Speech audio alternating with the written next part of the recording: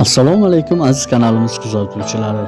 Bugungi ma'lumotlarimiz o'zbek estradasining yorqin vakili bo'lgan Hamdam Sobirov haqida.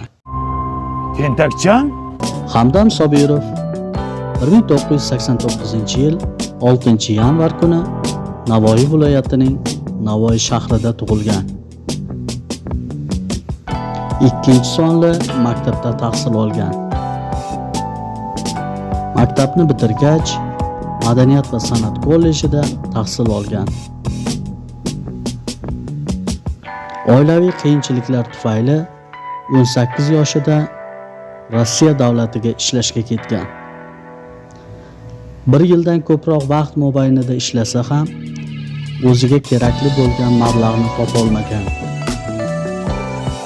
Hamdam Sobirov intervyularning birida bunday bo'lishiga sabab yoshligi hamda o'yinqaroqligi bo'lishi mumkin deya javob bergan. 2009-yil institutga o'qishga kirgan. 2014-2015-yillarda qo'shiqlar bastalay boshlagan. Avvaliga Mango guruhida ijod qilgan.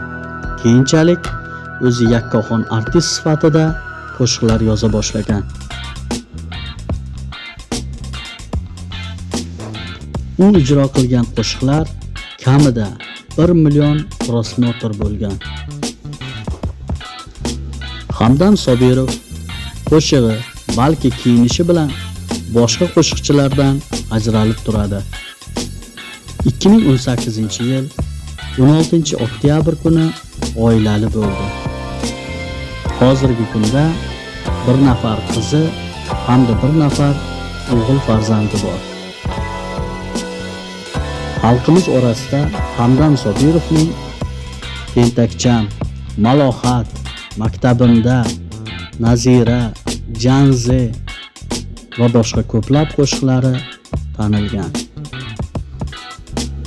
Hamdam Sobirov Sevinch Ismoilova, Gulinur, Mirjalol Ne'matov, Ziyoda, Hilola Hamidova va boshqa ko'plab estradamizning yorqin yulduzlari bilan duetlar ijro qilgan.